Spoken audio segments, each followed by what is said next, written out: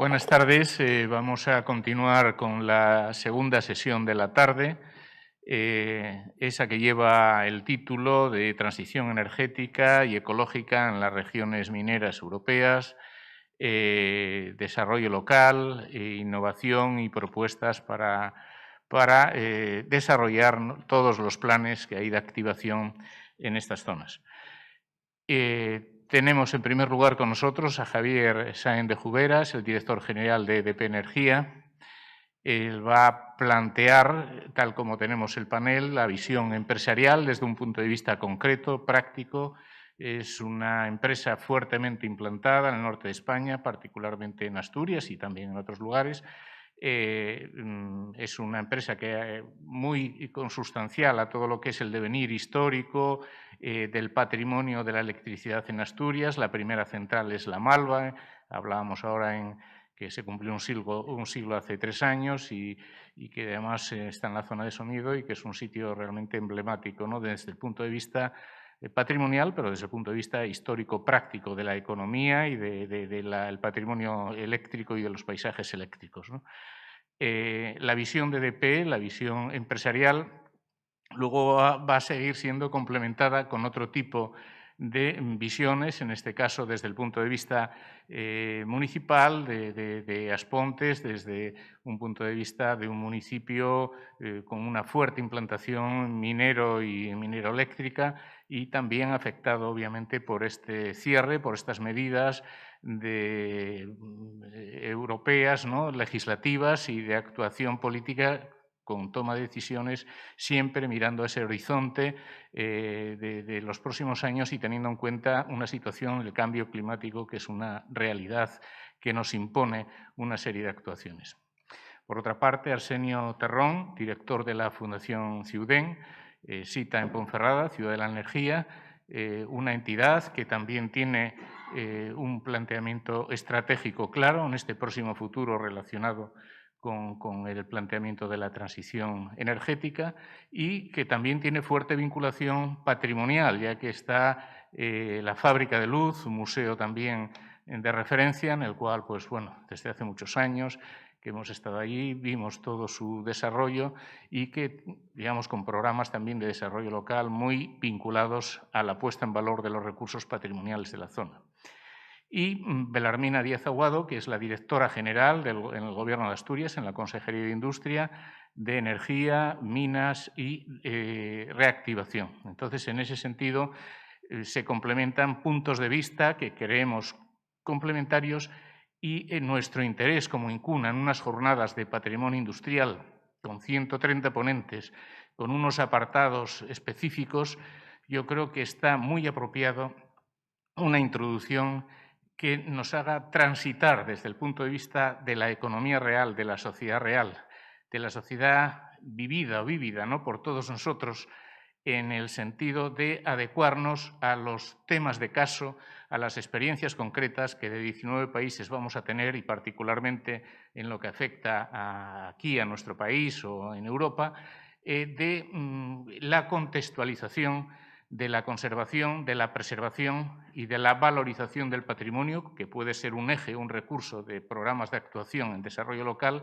pero teniendo en cuenta qué vivimos y hacia dónde vamos, en ese mundo en el que algo que queda del todo que pasa, pero lo que queda ahora está inmerso en el cambio climático, está en una situación que es distinta a la que había y que va a ser también diferente a la que nos va a tocar vivir en los próximos años. Lo que hacemos ahora, esta jornada híbrida, ¿no?, real y presencial, donde están siguiéndonos 260 personas de muchos países distintos, implica algo de lo que estoy comentando, de esa complejidad y de esta realidad que nos impone el adaptarnos a ella. Y sin más preámbulo, dejo la palabra a Javier Sáenz de Jubera.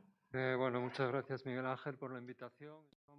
Voy a intentar dar una visión rápida de lo que es EDP y de cómo está viviendo EDP esta situación mundial en la que ahora mismo estamos, y en concreto en Europa, ¿no? EDP es una compañía que a finales del siglo pasado era una compañía puramente estatal de ámbito portugués. y que en los últimos años pues, ha tenido un cambio muy relevante. Ahora mismo es una compañía que está presente en 14 países con 12.000 empleados, empleados de 44 nacionalidades y 11 millones de clientes. Los países más importantes donde opera EDP son Portugal, lógicamente, y España, pero también Brasil y Estados Unidos, pero también tiene intereses, sobre todo fuera de España y Portugal, intereses en el mundo de las renovables, pues como decía, en Estados Unidos, en Brasil, en Canadá, en México, en Perú, en Francia, en Bélgica, en Italia, en Polonia, en Rumanía y en Gran Bretaña, en Escocia.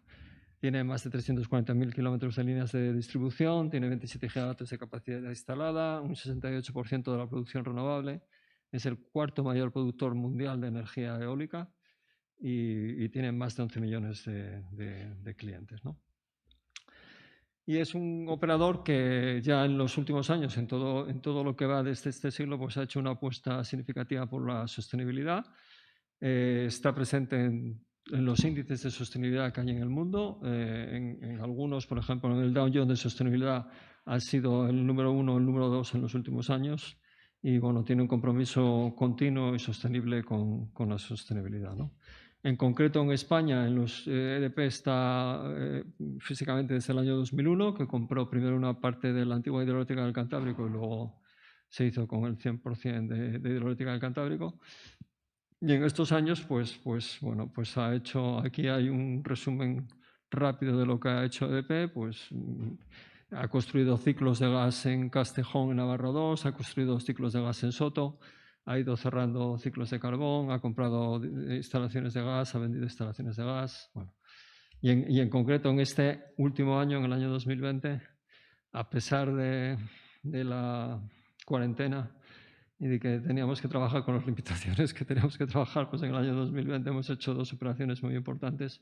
Una ha sido la venta de los ciclos combinados de Castejón y la venta de la cartera de clientes domésticos de B2 en España a la multinacional Total, y la otra, que es un poco más reciente, la primera fue en mayo, la segunda fue en julio, ha sido la compra de los activos de distribución de Viesgo, con lo cual se crea un operador de distribución relevante, ¿no? O sea, ha sido, como pueden ustedes ver, un agente muy activo en los últimos 20 años en España.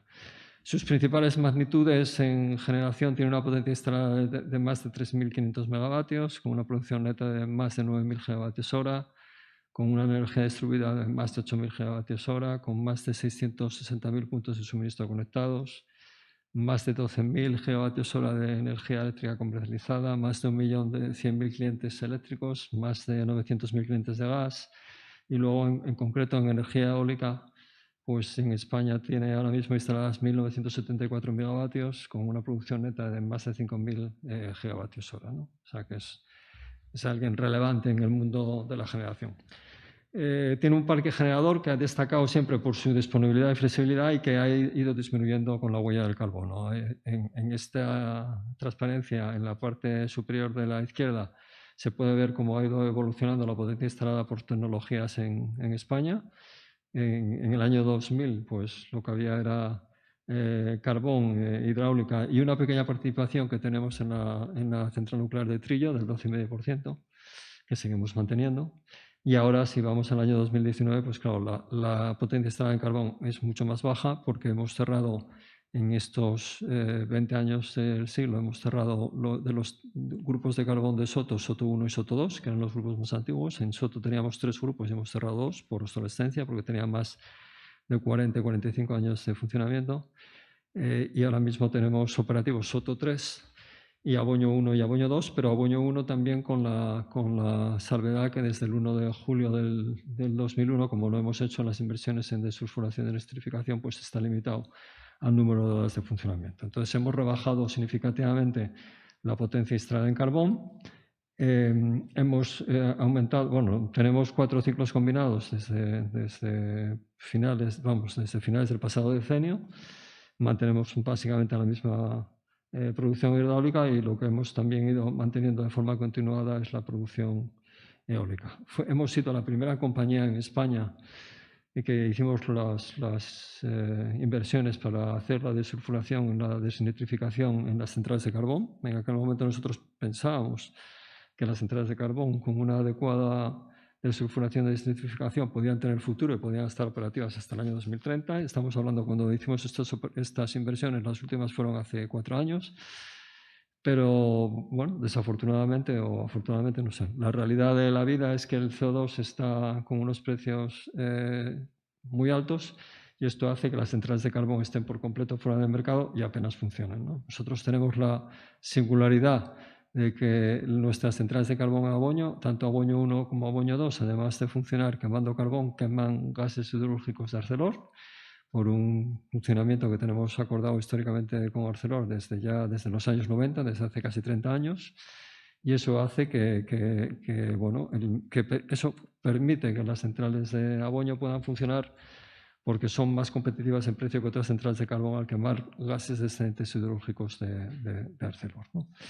En todo este proceso, nuestras centrales han destacado por la flexibilidad y la disponibilidad. Nuestras centrales de carbón en Aboño por las particularidades de los gases siderúrgicos, Aboño 1 y Aboño 2, y las centrales de gas por su flexibilidad y disponibilidad, pues son las que más horas han funcionado en términos comparativos con el resto de las centrales. Y eso es un poco nuestra historia y que hemos vivido siempre intentando defender los activos que teníamos, pero desgraciadamente pues parece que el carbón está llegando a su fin, ¿no? Europa quiere liderar la transición energética, como muchos de ustedes saben, o todos, y ser la primera a alcanzar la neutralidad de emisiones de CO2. En esta transparencia se hace un pequeño resumen de de los pasos que ha dado Europa, que pasan por la reducción de emisiones, por la electrificación de la economía, porque las redes estén más preparadas para una generación que se va a distribuir en diferentes puntos y no va a ser generación concentrada, lo que va a hacer que la gestión de las redes de distribución eléctrica sea más compleja y, en definitiva, por un consumo y una generación de energía mucho más descentralizada que la que hoy tenemos, ¿no? En esta transparencia a la derecha se ponen los objetivos de energías renovables, que pasan desde el año 2010 del 13% hasta actualmente estamos con un objetivo para Europa de los 27 en el año 2030 del 32%, y eso va a obligar en unas estimaciones que tenemos a una fuerte inversión en redes en los próximos años, y con una estimación de que vamos a tener más de 6,5 millones de vehículos eléctricos en funcionamiento en el año 2030, ¿no? La legislación española está perfectamente alineada con la legislación de la Unión Europea en todos estos temas, tanto en el Plan Nacional de la Energía como en la legislación sobre recuperación económica que se aprobó en el mes de junio. Pues hay una apuesta por una aceleración en la inversión en redes y en renovables, por un incremento en las inversiones de distribución, por un marco que haga subastas públicas de renovables para incentivar las inversiones en energías renovables, por un proceso administrativo que simplifique todo el proceso de licencias y de acceso a la interconexión, y por un impulso activo al cierre de las térmicas y al acceso a los derechos de interconexión bajo el marco de la transición justa, ¿no? Bueno, nuestra visión es estar aquí, como no podía ser de otra manera, intentando liderar toda esta transición con objetivos de descarbonizar, digitalizar y descentralizar, con el objetivo de tener más de un 90% en el año 2030 de generación renovable, con reducir, con relación a las emisiones que teníamos en el año de 2005, más de un 90% las emisiones unitarias que teníamos, y todo esto sin la presencia del carbón como elemento de generación, ¿no? Al final lo que pensamos es que se va a llegar en el año 2030 a más de 4 millones de paneles en España, con más de 1 millón de clientes con soluciones de movilidad y con un 100% de las redes inteligentes, ¿no? Para esto lo que estamos apostando en nuestro plan es por incrementar significativamente las inversiones. Hemos pasado de unos objetivos de inversión de 1,8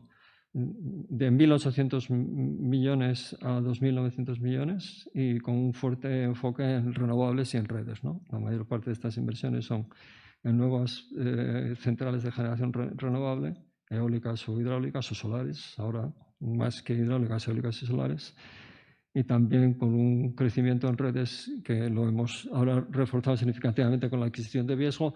Y otra apuesta, sobre todo en los últimos años, que fuerte en EDP, va por las soluciones para que los clientes mejoren su eficiencia energética. Creemos que hay un campo de trabajo, de inversiones relevante y que se están haciendo cosas, pero que todavía quedan bastantes cosas por hacer en el mundo, específicamente en la industria, pero también en el mundo doméstico, para que la energía se consuma de una manera más eficiente, ¿no? Estamos inmersos en un plan de rotación de activos para mejorar el perfil de riesgo de la compañía.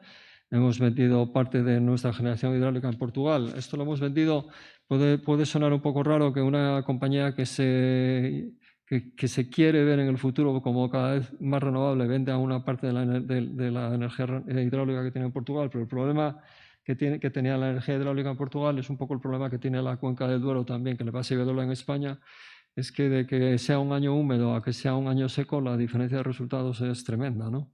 Y eso, pues, para una compañía es un poco complicado de gestionar desde el punto de vista de accionistas, desde el punto de vista de cash flow, etcétera, ¿no?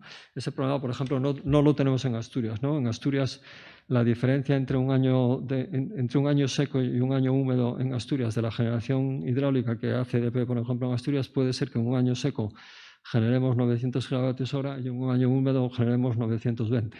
Porque aquí no hay años secos y húmedos en Asturias. Se parece bastante la generación, pero en el Duero sí y en Portugal lo mismo. Hay unas diferencias muy relevantes de millones de euros, ¿no?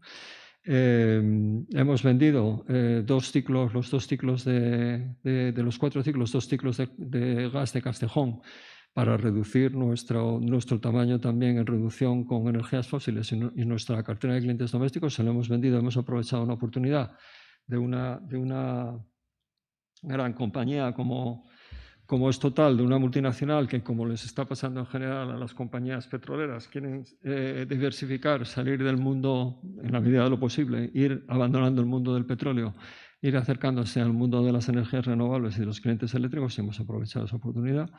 Y luego adquisiciones, pues lo que hemos hecho, como hemos anunciado hace un par de meses, es comprar las redes de Viesgo de distribución, que vienen acompañadas también de la energía eólica que tiene Viesgo y de una serie de derechos de interconexión, ¿no? Eso creemos que mejora significativamente nuestra posición en España, ¿no? Aquí se hace el resumen de lo que supone para nosotros adquirir Viesgo. Es un activo de alta calidad, además, como muchos de los asturianos que estamos aquí, sabemos que Viesgo tiene activos de distribución, especialmente en Cantabria y también en Lugo, a partir de una empresa de distribución que tiene en Lugo que se llama Vegasa, pero que también tiene una parte significativa de los activos de distribución que hay en Asturias, porque básicamente las cuencas del Aller y del Caudal y el occidente de Asturias, desde pues todo el límite desde Navia hacia Galicia, aproximadamente es territorio de Viesgo. Entonces ahí claramente hay unas sinergias de funcionamiento que vamos a intentar aprovechar. Vamos a aumentar más del doble la presencia de las redes en España. Y bueno, creemos que significa de alguna manera un compromiso. Lo que queremos dar también a entender es que la venta de activos en España no significaba ni mucho menos lo que habíamos hecho Total, querer abandonar España, sino apostar por activos que tengan un perfil de riesgo menor, ¿no? Y luego ya centrándonos en temas que yo creo que encajan perfectamente con las jornadas en que estamos, hablando del tema de las térmicas de carbón. Nosotros, como he dicho al principio, nosotros teníamos 5 grupos de carbón al principio del siglo. De esos 5 ciclos de carbón, 2, Soto 1 y Soto 2, pues fueron cerrando en el último decenio. Soto 1 a principios del siglo y Soto 2 hace 6 años, porque tenían más de 45 años y están en unas condiciones que lógicamente había que cerrarlos o hacer unas inversiones que no tenían sentido. Y lo que sí hicimos en su momento fue desulfurar y desnitrificar Soto 3 y Abuño 2, pensando que podían durar muchos años, y no hicimos inversión en Abuño 1. Abuño 1 en esta tesitura tendría que cerrar ahora, en julio, el 30 de junio, o quedarse con un número de horas de funcionamiento mínimo. Y lo que hicimos y lo que logramos, y ahora estamos en el proceso de poner la inversión en marcha, pero digamos que el acuerdo es total. Hemos llegado a un acuerdo con... Es total, pero no con Total, ¿eh? Un acuerdo con Arcelor para remodelar Aboño 1 y que Aboño 1, que ahora mismo es una central que en sus orígenes se diseñó solo para quemar carbón, pero que quema carbón y gases hidrúrgicos, pasa a ser una central que queme de forma exclusiva gases hidrúrgicos. Eso exige una inversión que está en el entorno de los 100 millones de euros, pero que va a hacer que la central funcione de una manera mucho más eficiente y que no necesite carbón para su consumo y de alguna manera garantiza también pues, un retorno económico a Arcelor de los gases hidrúrgicos que está generando, ¿no? Creemos que es un ejemplo claro de economía circular porque, bueno, de alguna manera garantiza el empleo en esa zona y además reduce las emisiones. Y hay que recordar que, la planta, evidentemente, al quemar gases hidrúrgicos va a emitir CO2, pero que en todo caso ese CO2, si no se quemara en Aboño 1, lo tendría que quemar Arcelor en Antorcha, generando esos gases hidrúrgicos generarían el mismo CO2 y no habría ningún aprovechamiento energético de ningún tipo, ¿no? Bueno, ese es un proyecto claro que está cerrado y que esperamos que sea operativo a finales del año 2022. Estamos en todo el proceso de tramitación, de permisos y demás. Hay que decir que contamos con el apoyo total e incondicional de tanto del Gobierno de Asturias, que agradezco especialmente a su directora general que nos acompaña, y también del Gobierno de España, porque es un proyecto que yo creo que reúne todas las condiciones para que todos estemos muy satisfechos con él. Y luego, el tema que tenemos un poco pendiente es qué vamos a hacer con Soto 3, ¿no? Porque Soto 3, la realidad es que nosotros no teníamos pensado cerrar Soto 3, habíamos hecho las inversiones suficientes para que Soto 3 tuviera una vida hasta el año 2030, pero la realidad es que en lo que va del año 2020 y del año 2019, yo no sé si Soto 3 ha funcionado 2 o 3 días. O sea, está permanentemente parado por un problema de precio, porque está completamente fuera de precio por los precios del CO2, ¿no? Entonces tenemos que buscar una alternativa de Soto 3. Tenemos alguna alternativa que estamos estudiando con algún proyecto innovador, con alguna implicación de alguna empresa asturiana además potente en temas de ingeniería, y a ver si somos capaces de conseguir un proyecto interesante de almacenamiento de energía para Soto 3. Un poco la diferencia con el proyecto de Aboño 1 es que un proyecto de Soto 3, en Soto 3 de almacenamiento de energía necesita en cualquier caso unas ayudas económicas importantes. Entonces, bueno, pues vamos a trabajar en esta línea y si encontramos algo que nos satisfaga a todos y que pueda hacerse acreedor a esas ayudas, pues estupendo, ¿no? Podemos garantizar que Soto 3 pueda seguir funcionando, que tiene, evidentemente, una de las ventajas que tiene es que todos los procesos de evacuación de energía pues están, ¿no? Construir, bueno, como todos los que vivimos estos temas, uno de los grandes problemas que tiene hoy en día construir un gran centro de generación es que no lo puedes construir sin, tienes que preparar todos los procesos de evacuación de energía y esos son complicadísimos desde el punto de vista medioambiental y desde el punto de vista de alguna manera de protestas de las personas que viven en la zona, mientras que en un centro de generación histórico pues todos esos temas están resueltos, ¿no? Y bueno, y esto es un poco lo que quería contar, ¿eh? No sé si Miguel Ángel responde a lo que querías, pero este es mi libro. Sí, por supuesto, ¿no? Ya habíamos comentado de que lo que se trataba en esta sesión es de crear el marco, ¿no? El horizonte comprensivo de todo lo que luego en temas de caso y temas particulares en relación con el patrimonio industrial pues acontece, ¿no? De nada vale el plantearse estudios históricos o de investigación aplicada concreta sin tener una idea general primero de su historia anterior, de la realidad actual y de las perspectivas de futuro. Esa contextualización es lo que creemos que es importante plantear en el panel y que pueda servir para retroalimentarnos después en el resto de las ponencias, ¿no? En este sentido, y continuando con el programa, invito a la mesa el alcalde de As Pontes y presidente de la Diputación de Coruña. Sí. Sí, perdón. Vale. Valentín González Formoso. Él también, digamos, representa, ¿no?, a una asociación de municipios que en este momento están afectados por el cierre de térmicas o a la adaptación de térmicas de carbón. En este caso, la central de Aspontes, de Endesa, sufrió un proceso de mutación y cambio estructural realmente importante, que ya para los estudiosos del patrimonio industrial es un método de caso. Al igual que en la parte oriental de Alemania, estuvimos en un congreso de Tichy hace unos cuantos años donde se convertía la mina en lago y los recursos patrimoniales se aplicaron en ejes de desarrollo local. En el caso de Aspontes, aquí una enorme inversión y, sobre todo, también una enorme innovación técnica y de seguridad y de otros factores que tampoco es el caso comentar aquí, pero si quiere, por supuesto, el alcalde puede plantearlo, pero el tema es que es un ejemplo de caso importante de cómo el patrimonio de la industrialización puede servir para dar ese futuro al pasado. Y dejo la palabra a Valentín González Formoso. Gracias. Muchas gracias. Muy buenas tardes. Bueno, en primer lugar, agradecer a Miguel Ángel y a Incuna la posibilidad de venir a expresar y a reflexionar un poco sobre lo que es la transición justa desde la visión de una localidad, de una comarca y una provincia, incluso como presidente de la Diputación de A Coruña, pues muy afectada por el nuevo modelo energético que se está a implantar, como bien decía mi predecesor en la exposición, ¿no?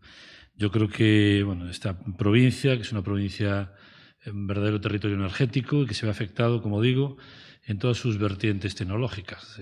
Tenemos 2 ciclos combinados que suman 1.200 megavatios de potencia, tenemos 2 centrales térmicas que suman casi 2.000 megavatios de potencia, tenemos casi 400 megavatios en cogeneraciones de fuel, tenemos una regasificadora que regasificó 3 millones de metros cúbicos en el 2019 y una refinería de petróleo que refinó 150.000 barriles durante el 2019. Quiere decir que es un verdadero territorio energético sin tener en cuenta aquello que no está afectado, sino beneficiado por el nuevo modelo, evidentemente, donde en el ámbito eólico pues también tenemos 75 parques eólicos instalados y varias centrales hidráulicas de no gran potencia, pero sí fuera del régimen especial, ¿no? Quiere decir que nos preocupa el nuevo modelo, queremos subirnos al nuevo modelo y, en cualquier caso, venir a Asturias a hablar de energía, de industria, de transición, de gestión de fondos, de alternativas, pues es un auténtico placer porque siempre ha sido para nosotros la referencia en ello, ¿no? La verdad que, yo soy, como decía Miguel Ángel, Valentín González Formoso, soy alcalde de Aspontes de García Rodríguez y, además, pues desde hace unos meses, pues el presidente de la recién creada Asociación de Localidades por una Transición Justa, básicamente creada por aquellas localidades como la mía, pues que estuvieron vinculadas prácticamente en el ámbito económico, laboral y social a un gran centro generador de energía, en nuestro caso desde el INI, aquel Instituto Nacional de Industria que tan buena labor hizo, hasta su desaparición, y que promovió industrias como la empresa nacional Calvo Sotelo, en el caso de mi pueblo, que allá por los años 40 empezó a operar una pequeña central de 32 megavatios, funcionando con carbones, con lignitos pardos de muy mala calidad o con alta composición de azufres, y que después transicionó a lo que fue la Empresa Nacional de Electricidad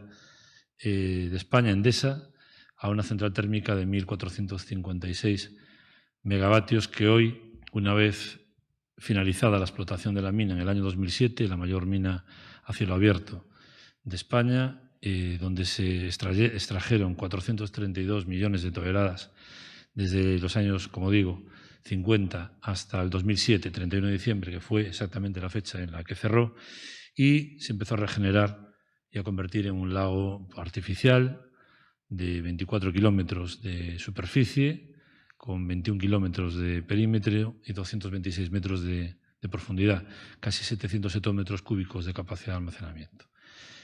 Esa es digamos, en 2 trazos breves, el resumen de una localidad, como digo, que de repente no ha tenido tiempo para grandes planificaciones, no ha tenido tiempo para saber digerir lo que es una transición justa, aunque tiene aspiraciones a que lo sea, ¿no? Por eso es de agradecer la sensibilidad del Gobierno central y de la propia Unión Europea, que concreta fondos de transición justa para los territorios, pero aún así yo creo que es inteligente el saber estar atentos, el intentar influir, el intentar dinamizar y canalizar adecuadamente la gestión de esos fondos para que, pues, aprendiendo de errores del pasado, podamos ser capaces de que esos fondos se conviertan en proyectos empresariales apoyados, solventes, no especulativos y que generen valor en los territorios donde se vayan a implantar. Esa es la finalidad principal de esta asociación, la interlocución con las administraciones europeas, autonómicas y, por supuesto, estatales, a través del Instituto Nacional de Transición, para que eso llegue a buen puerto. Las buenas intenciones las vemos, se han creado mesas de transición que todavía estamos aprendiendo lo que son, convenios de transición que más o menos intuimos lo que son, pero nos apetece ver ya convocatorias concretas, con recursos concretos y con proyectos concretos como los que con envidia observo por parte de EDP aquí en Asturias, ¿no?, apoyados por el Gobierno asturiano. Estamos en una situación, pues como digo, de frenazo en automático. Decía Miguel Ángel que en Aspontes estaba Endesa transformando la central térmica, invirtiendo 218 millones de euros y produciéndose, pues, el choque social de ver cómo se estaban construyendo los desulfuradores y a la vez ya ha anunciado Endesa el cierre de la misma y solicitado la autorización de cierre ante el Ministerio de Transición Ecológica. Eso ocurrió y en una sociedad de un pueblo tan pequeño como el mío, de 10.000 habitantes, genera, pues, una sinrazón, una desazón y una desmoralización importante que nos obliga a los que nos dedicamos a la gestión pública a intentar superarlo, a reinventarnos, y con ese ánimo se crea este foro, como digo, de la Asociación Nacional de Transición Justa, para convertirse un poco en un foro donde podamos, de alguna manera, compartir no solo los desánimos, sino la esperanza y la ilusión de intentar reinventarnos, ¿no? Por eso este foro era el foro adecuado para hablar de esta sensación, de esta llamada de atención a las administraciones para que se impliquen en territorios que lo han dado todo, su historia, su territorio, sus gentes, su cultura, para que este país pudiera tener luz. Y en ese sentido yo creo que Incuna, haciendo una labor maravillosa y llamando la atención de todos aquellos que amamos la preservación del patrimonio industrial, no solo por lo que significan como elementos de ingeniería y tecnológicos, sino sobre todo porque es la mejor seña, la mejor llamada a las futuras generaciones para que aprendan que no todo apareció ni todo se generó con una tablet, sino para llegar a una tablet hubo un esfuerzo enorme de distintas generaciones para que eso pudiera ser posible. Por lo tanto, agradecer la labor de Incuna y animaros a que sigáis con ella. Gracias. Como luego haremos un chat online, invito a, bueno, pues, el lugar correspondiente a Valentín y a ir preparando la mesa que en este caso dará lugar a la intervención posterior de Arsenio Terrón, director de la Fundación Ciudén. Comentaba ahora al hilo, ¿no?, del término de la intervención del ponente que, como antes, ¿no?, haremos una selección también de alguna de las preguntas del chat y también la posibilidad de que alguno de los presentes, pues, pueda intervenir e incluso interactuar los propios ponentes en alguna de las materias que hemos considerado, ¿no? Entonces, dejamos la palabra a Arsenio, ponente, y continuamos el panel.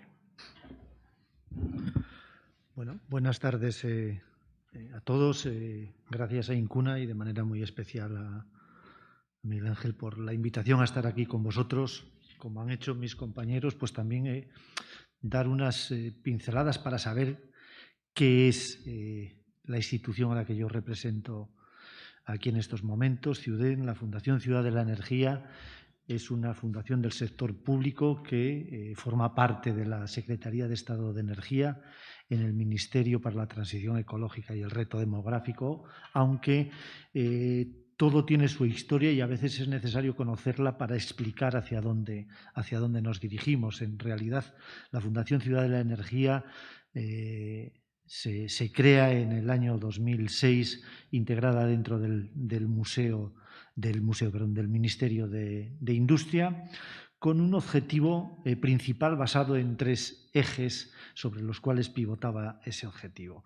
Básicamente nace como centro tecnológico de captura de CO2, un proceso que en aquellos momentos es una apuesta de España porque es una apuesta de Europa y el gobierno en aquel momento asume que ese papel tiene que llevarlo a cabo una institución de nueva creación y ahí nace CIUDEN, que se instala en una pequeñita población, aunque Miguel Ángel dice Ponferrada, realmente el proyecto tecnológico está situado en un pueblecito a 8 kilómetros, un pueblecito Cubillos, donde está situada una de las grandes centrales térmicas de Endesa, hermana de Aspontes, y que su alcalde también pues forma parte de esa junta directiva de aquellos que estáis afectados por el cierre de esas actividades.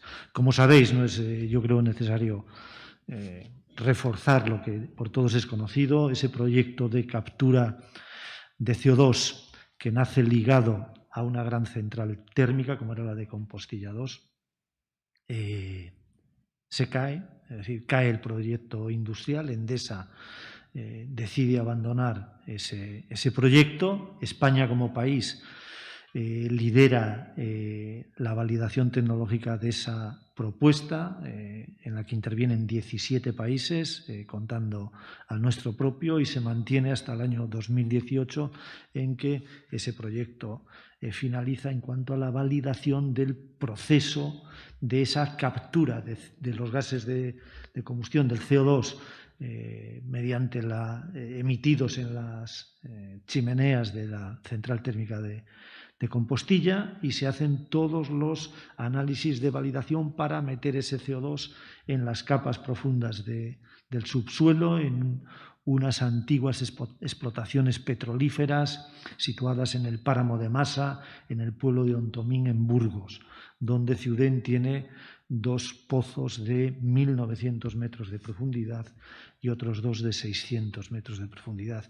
En esos pozos se ha hecho la inyección de miles de toneladas de CO2 para comprobar, como paso final de ese almacenamiento del CO2, qué sucedería si se optase finalmente por llevar a cabo ese almacenamiento de ese gas en ese subsuelo. Bueno, todas las pruebas han sido hechas, todos los proyectos han sido validados, pero finalmente el proyecto decae. Europa y España deciden finalizar con ese proyecto de almacenamiento geológico de CO2, que aunque os digo que está perfectamente validado, comprobado y corroborado cuál era la situación. Todo esto también hay que situarlo en el contexto histórico, es que desde que se inicia el proyecto hasta que se da por finalizado sucede algo en las costas españolas, muy cerca de Castellón. No es necesario pues tampoco redundar en qué es lo que sucedió, qué es lo que provocó unos cientos de kilómetros más abajo de donde se estaba haciendo esa inyección de gas, lo que pasó en Lorca. Bueno, pues todo eso condicionó que, al menos de manera parcial, el proyecto se haya detenido, aunque, como os digo, se validó todo el proceso.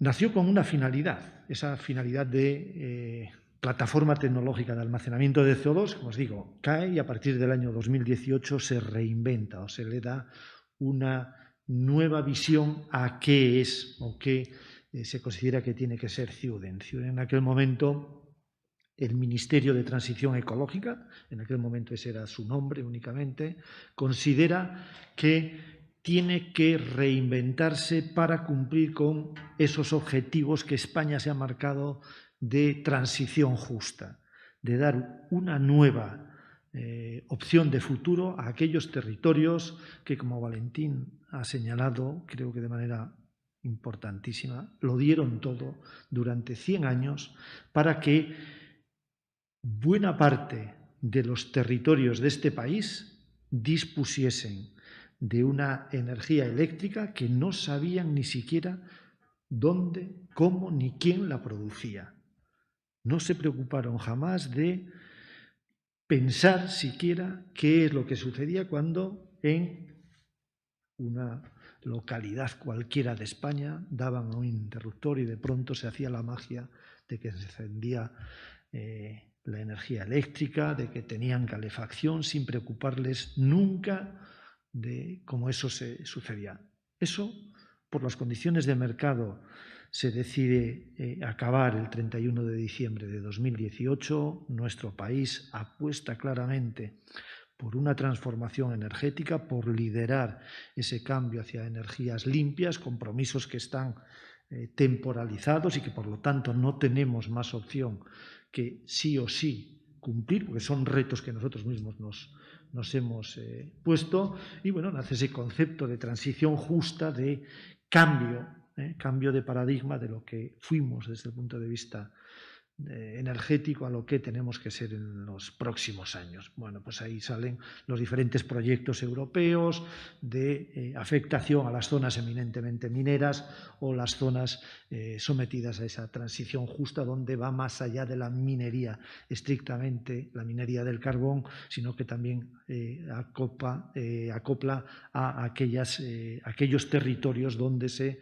transformaba ese carbón en energía eléctrica. Bueno, pues Ciudén tiene que resituarse en ese proceso. El Ministerio considera que tiene una herramienta de validación nacional para interactuar con todas las entidades autonómicas, como no puede ser de otro modo. Nosotros estamos situados en Castilla y León y tenemos un ámbito de actuación dentro de Castilla y León, pero también para interactuar, como os digo, con todas el resto de entidades o de comunidades autónomas de nuestro territorio. Veis ahí en la imagen de abajo a la derecha dónde se sitúa Ciudén. Reconocéis perfectamente que hay una zona que es una central térmica, esa es la central térmica de Compostilla 2, pero la parte de la izquierda de la fotografía, que parece que es un todo continuo, en realidad es el centro tecnológico de captura de CO2. Estamos hablando de unas instalaciones de en torno a unos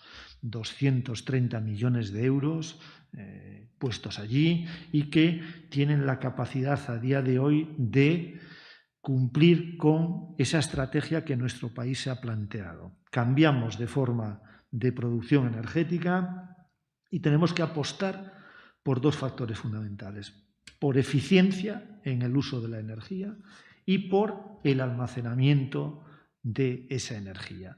Y para eso tenemos que validar procesos que en el ámbito de pequeños laboratorios, como puede hacer cualquier universidad o cualquier centro del CSIC en España, está ya más que superado.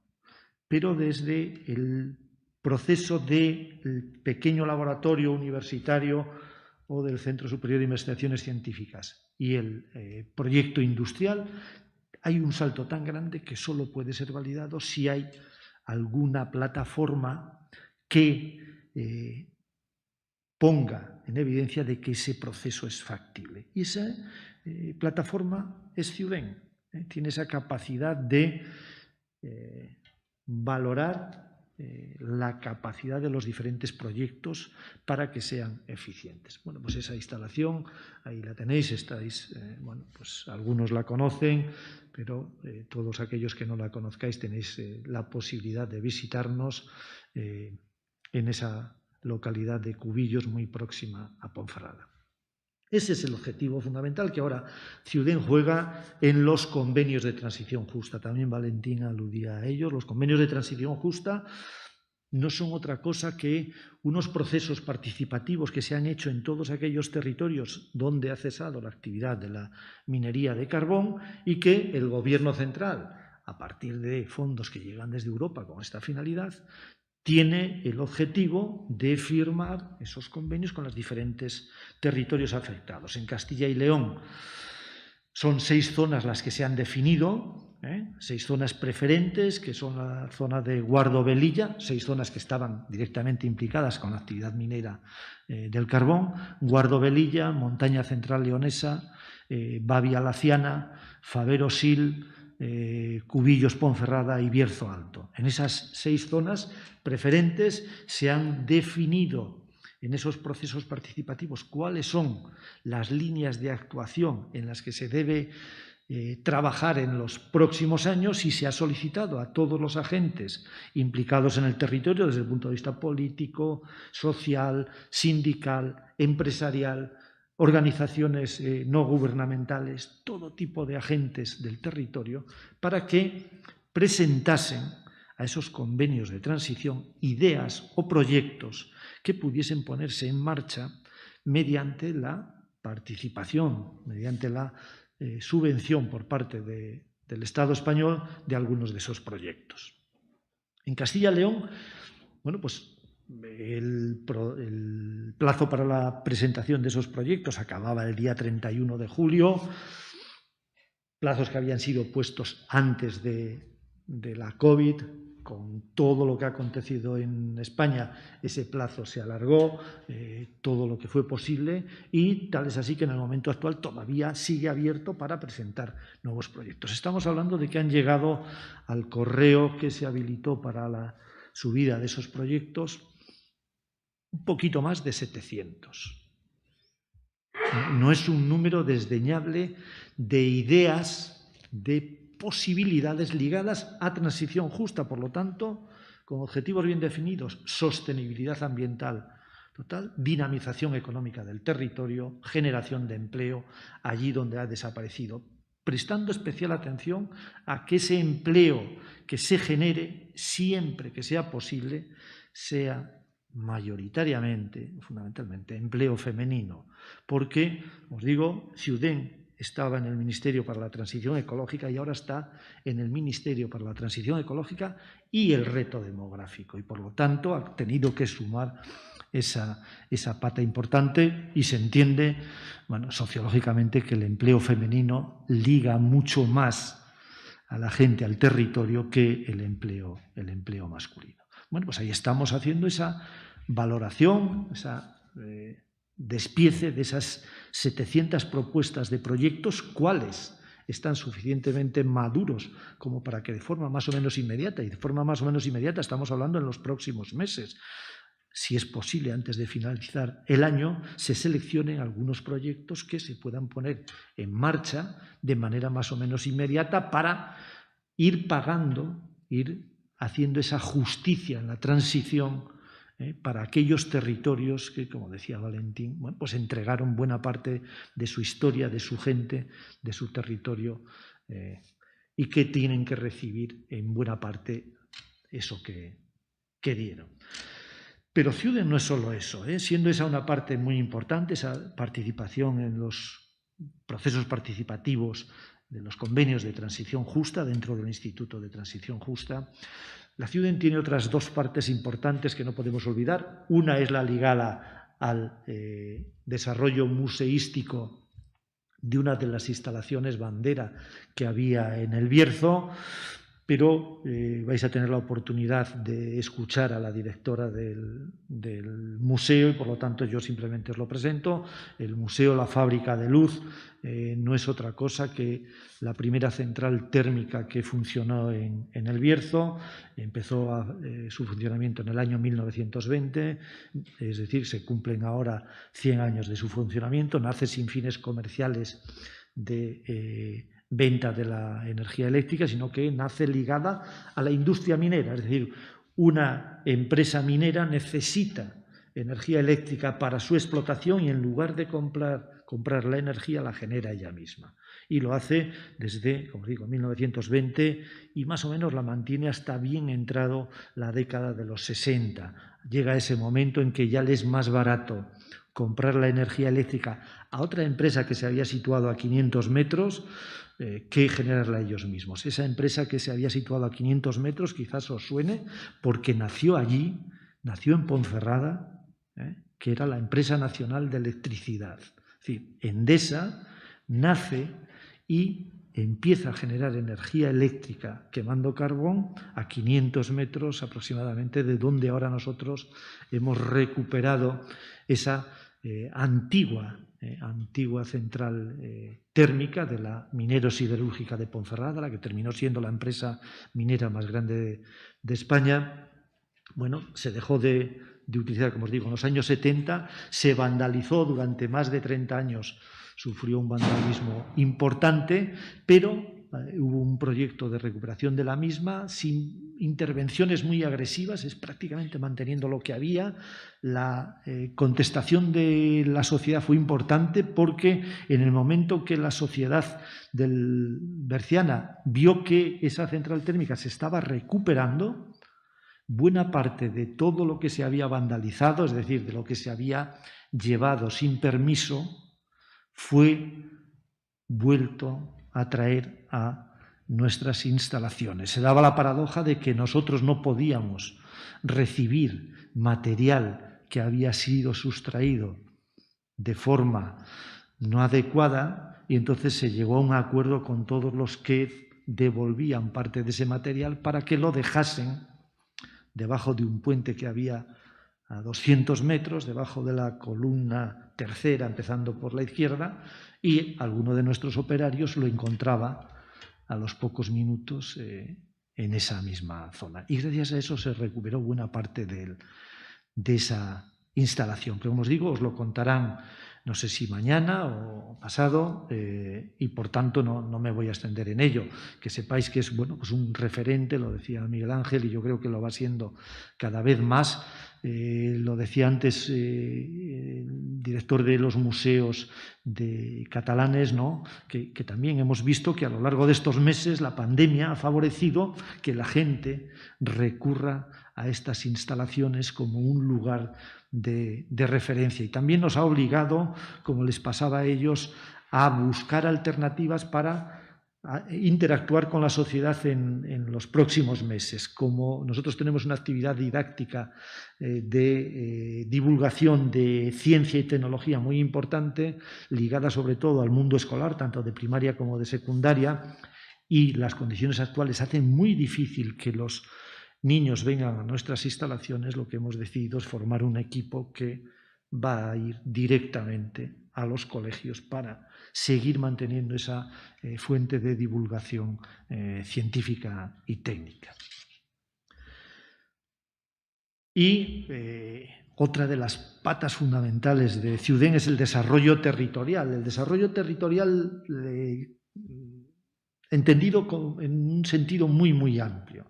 El desarrollo territorial nosotros lo tenemos ligado a un centro de formación que se llama Ciuden Vivero, que son unas instalaciones, pues también un referente en este tipo de iniciativas, que tienen 2 talleres de empleo y formación, es decir, se forma a la gente, 2 talleres, como os digo, de 18 personas cada uno de ellos, son personas que cumplen con dos tipologías diferentes, gente que decidió en su día abandonar el sistema educativo y que ahora ve que no tiene otra opción más que formarse para poder volver a tener opción de entrar en el mundo laboral dentro de estos proyectos de transición justa, o gente que, habiendo estado ya en el mundo laboral, por las razones que todos entendéis, por el cese precisamente de la actividad minera, que era la fundamental en esos territorios, se vieron privados de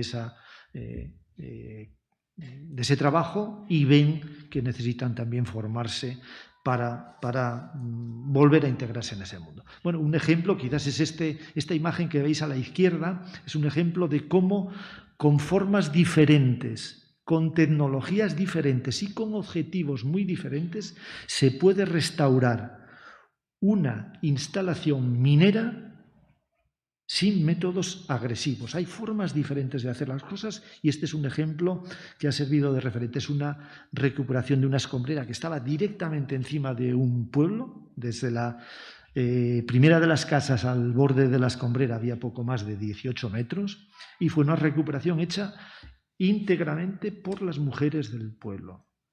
Con un equipo técnico de el CSIC de Madrid y la Universidad de Alcalá de Henares, que fueron quienes guiaron ese proyecto. Bueno, pues hicieron una muestra de que se podía hacer, como os digo, sin métodos agresivos, y se ha validado ese proyecto para hacerlo de maneras más o menos repetitivas en otras zonas igualmente afectadas en el Bierzo o en cualquier otra de las zonas en que se encuentran este tipo de alteraciones.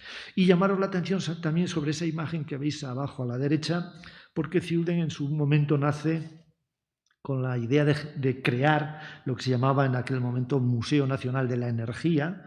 De ese MNE ha caído la N, tiene que quedar en Museo de la Energía. Transformarlo en Museo Nacional sería ahora complejísimo y sobre todo conllevaría unos gastos que lo harían inviable, por lo tanto será un museo de la energía. Estamos hablando de 23.000 metros cuadrados, que es también la recuperación de las antiguas instalaciones de la primera central térmica de Endesa, de Compostilla 1, la que acaba de cerrar es Compostilla 2, y ahí intentaremos recrear lo que se llamaba el bosque del carbonífero, es decir, explicar el carbón es porque antes fue, hace millones de años, fueron árboles, fueron vegetales que quedaron sepultados y que se han ido transformando a lo largo de esos millones de años. Pues nosotros tenemos la suerte, o tuvimos la suerte, de poder adquirir, cuando aún eso era posible, cuando el trasvase de plantas entre continentes era posible, tenemos una colección de helechos arborescentes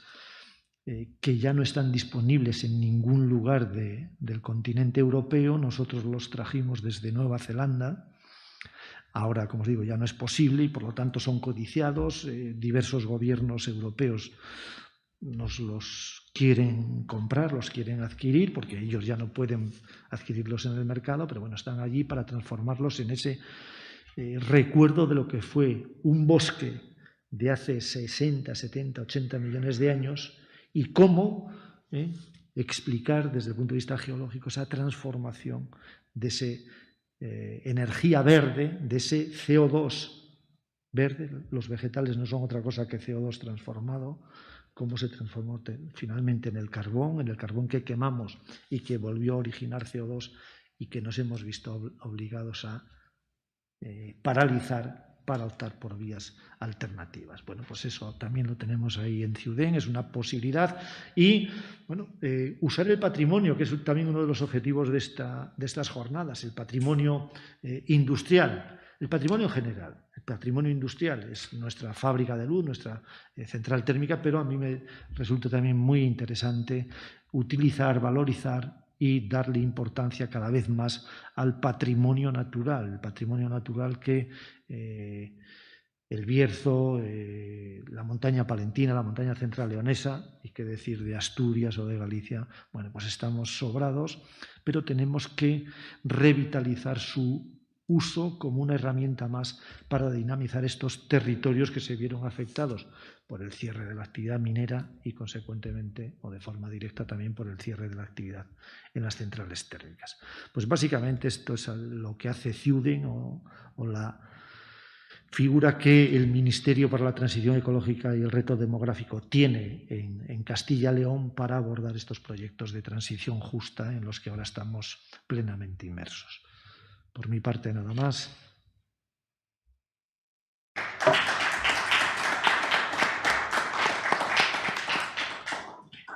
Muchas gracias a Arsenio Terrón. Mientras cumplimos, ¿no?, con los protocolos sanitarios y las medidas de rigor, en este caso,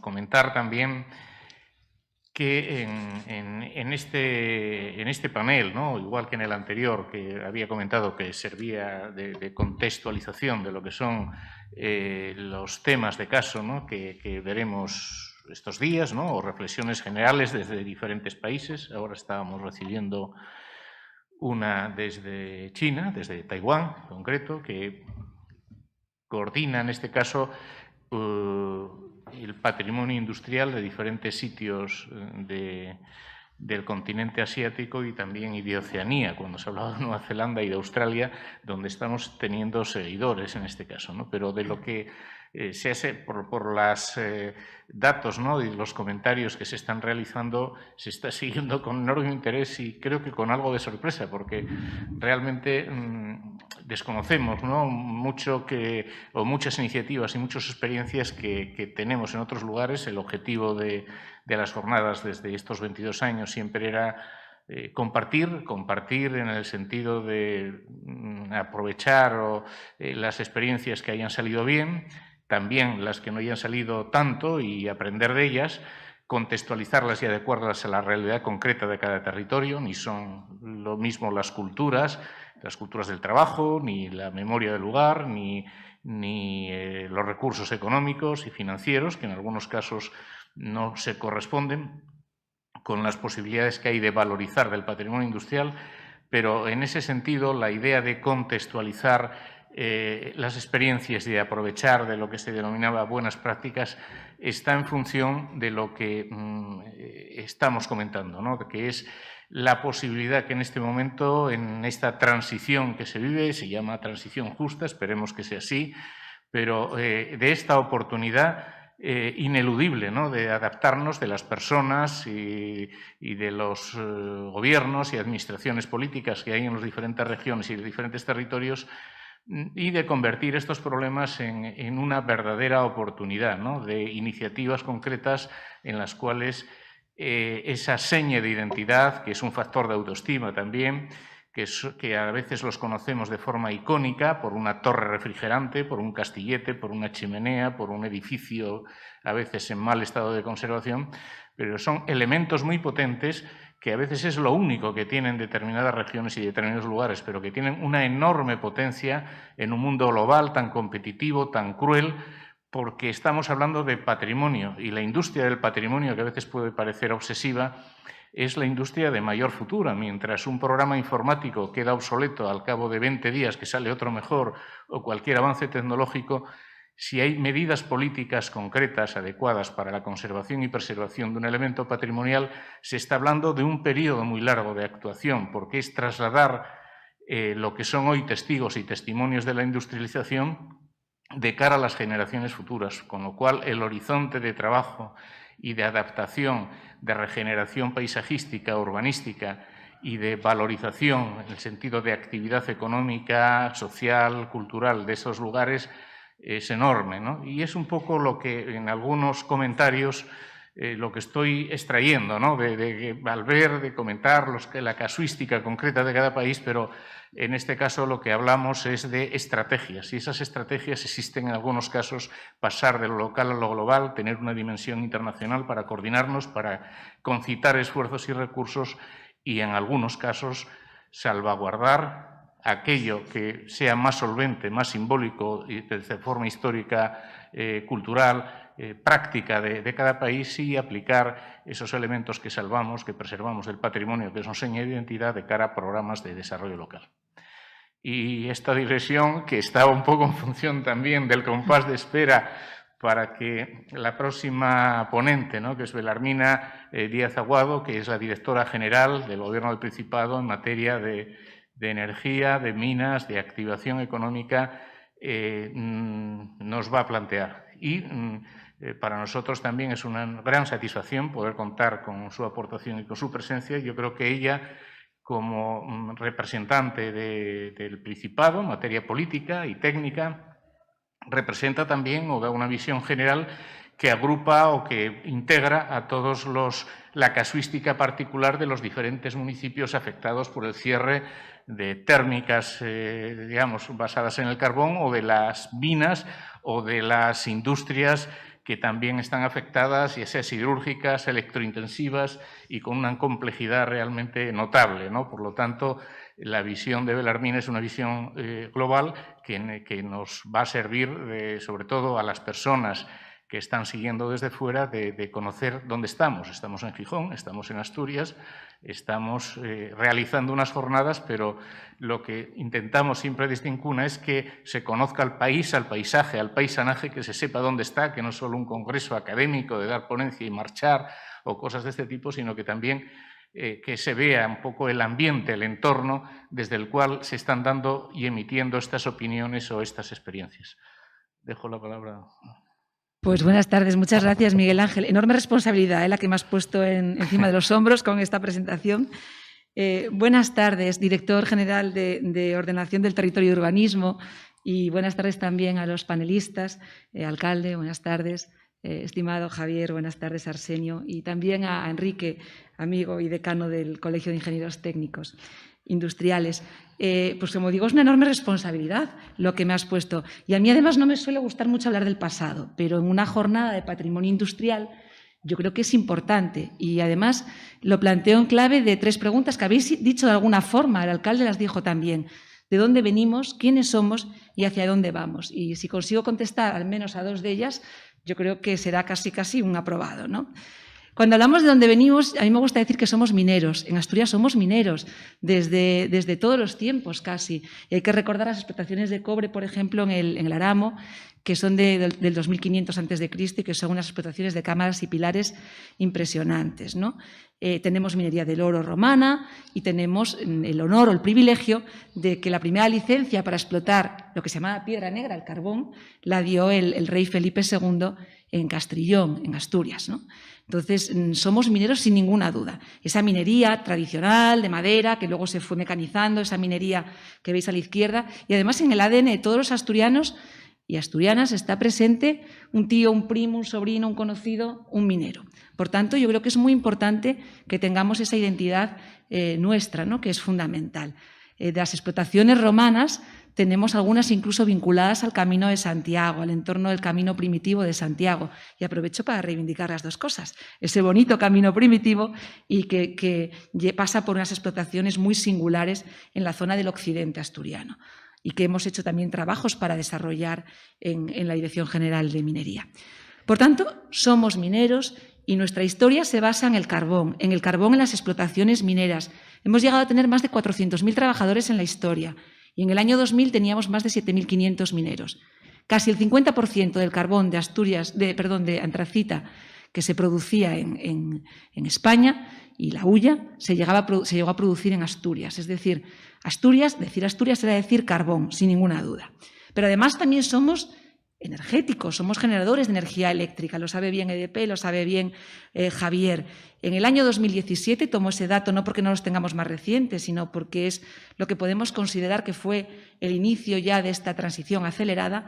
Había 3.277 megavatios en generación térmica, 2.200 megavatios en centrales térmicas de carbón.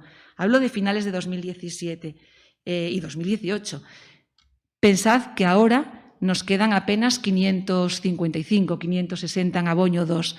Por tanto, un 75% de nuestra generación eléctrica de centrales térmicas se ha cerrado, más de 1.500 megavatios. Y eso es un dato que yo creo muy importante. La generación era el 73% aproximadamente del mix energético del Principado con generación termoeléctrica. Y el 80% del combustible de las centrales térmicas de la región era el carbón. Y además somos industriales. La industria, en datos de 2018, es un 21% del PIB regional y tenemos un peso fundamental, enorme, lo ha dicho también Miguel Ángel, de la industria electrointensiva. El 20% de la industria asturiana es electrointensiva. El consumo energético de Asturias en la industria es del 69%, cuando los valores medios en Europa o en España están en torno al 20 y pico. Por tanto, ya veis que somos, sin duda, una región carbonera, energética e industrial. De ahí venimos y es, como digo, lo que somos y tenemos que seguir siendo. Cuando yo oigo que el carbón se acaba y se vincula al cierre de la minería, a mí me da mucha pena porque la minería no se acaba en el carbón. Es cierto que han cerrado la mayor parte de las minas de carbón, pero la minería sigue siendo importante en Asturias. Os pongo un titular que dimos nosotros este mes de junio. La minería no energética produce 7 millones de toneladas y 1.500 puestos de trabajo directos en Asturias. Hay 67 explotaciones distintas donde destacamos el oro, por supuesto, con una producción en el año 2000, pone 16, está mal, 2019, de 600.000 toneladas, o el Espato Fluor con 470.000 toneladas. Caolín y arcilla, 150.000, y luego, por supuesto, pues otro tipo de minerales como pueden ser la caliza o la sílice. Es decir, seguimos siendo mineros y lo seguimos reivindicando. Explotaciones, además, muy sostenibles, con sus planes de restauración y en las que existen más de 32 millones de euros depositados en fianzas de restauración. Por tanto, seguimos pensando que la minería es importante y también el aprovechamiento de recursos mineros, no solamente en explotaciones o en minas, sino también en escombreras. Trabajamos en hacer inventarios, de explotaciones de escombreras abandonadas, por ejemplo, estas que veis aquí son escombreras de mercurio, para poder identificar zonas donde es posible acometer futuras restauraciones también con esos fondos. Aquí veis un ejemplo de una zona en Lena, que es ahora mismo la mayor mina de mercurio abandonada en Europa, en soterraña, está situada en Lena, ¿no? Y ya veis ahí pues, que tiene una extensión grande. Y como digo, somos energéticos. Vuelvo a recordar ese dato de esa potencia instalada de 3.100 megavatios de potencia térmica, termoeléctrica, y de la mayor parte de la misma es potencia térmica, de energía de centrales térmicas de carbón. El empleo total de Asturias son 370.000 personas en el año 2017 y un 14% están en la industria y un 4,8% en la industria electrointensiva. Tengo que seguir recordándoos ese peso de la industria electrointensiva y que la actividad asturiana fundamental se concentra en 3 sectores: metalurgia, siderurgia y fabricación de productos metálicos, un 42%, industria extractiva, energía, agua y residuos, un 30%, y el resto sectores menores, podríamos decir. Por tanto, de lo que éramos, seguimos siendo. ¿Y hacia dónde vamos? Lo habéis dicho los que estabais delante mío. Vamos hacia una transición energética en la que algunos ven amenaza y yo prefiero pensar que es un reto y que es una oportunidad. Es un nuevo modelo energético, social, lo ha dicho muy bien el alcalde, también industrial, y de fondo hay un problema que es la velocidad a la que vamos, que es un poco preocupante porque hay que reconocer que va rápido. También lo ha explicado Javier, incluso más rápido de lo que ellos mismos pensaban. Nosotros desde aquí lo que queremos es apostar por la innovación, apostar por nuevos modelos de negocio, poner en valor las potencialidades de Asturias, porque tenemos, y muchas, pero los asturianos a veces nos portamos como el clima, somos un poco oscuros, ¿no? Nos da como esa especie de neblina que hay a veces en Asturias o ese orvallo y no confiamos en nuestras posibilidades, que son muchas, ¿no? Hay que aprovechar las ayudas públicas cuando vengan y las va a ver, lo ha explicado también muy bien Arsenio, y nos gusta apoyarnos en el diálogo social. Y todo esto en un año 2020 que realmente está siendo de locos, ¿no? Cuando las cosas, yo no me atrevo a decirlo porque cuando se dice esto a lo mejor todavía empeora, ¿no? Pero hemos tenido que atravesar un contexto legislativo cambiante que ha dado vértigo, objetivos europeos, hojas de ruta, estrategias. Yo lo decía en el mes de agosto, llegó un momento en que no sabíamos a qué estábamos contestando, porque el señor también lo sabe, convocatorias, alegaciones, planes, reales decretos, órdenes, ha sido un poco la locura. Se está diseñando, como sabéis, el marco financiero plurianual en Europa, importantes mecanismos de financiación y programas de fondos, y tenemos que estar muy pendientes de ellos. Y a todo esto, pues no podemos obviar que ha sido un año extraño y prueba de ello es que estamos todos aquí sentados con una mascarilla en una situación que hace un año no podíamos ni imaginar, ¿no? Si pensamos en el 2030 y lo comparamos con el 17, en la parte energética, nuestra potencia instalada va a disminuir un 26% aproximadamente, la generación de energía un 54% aproximadamente, y a mí lo que ya no me preocupa entonces es cumplir con las emisiones de CO2, porque vamos a disminuirlas sí o sí, ¿no? Si se cierran las centrales térmicas, la disminución de las emisiones de CO2 va a ser grande, ¿no? Por tanto, en objetivos PNIEC vamos a poder estar en el cumplimiento de disminución de emisiones de CO2 en el sector energético puramente sin problema. Pero se introducen también en ese escenario y en esos objetivos cada vez más ambiciosos desde Bruselas una cierta incertidumbre y algunos riesgos.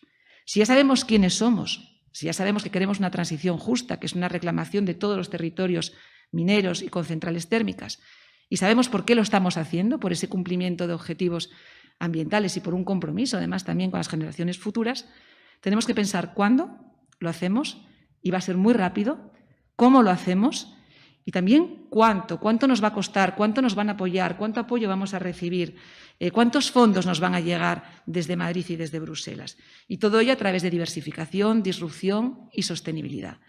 en ese contexto asturiano que a mí me gusta recalcar, de transición con una triple vertiente, con ese cese de actividad del carbón en el 2018, con ese cese de actividad térmica con carbón con 1.500 megavatios, 1.600 megavatios que se han cerrado, y con una transición en una industria también intensiva en emisiones e intensiva en energía y que tiene que enfrentar retos muy difíciles en los próximos años y que no podemos dejar de lado.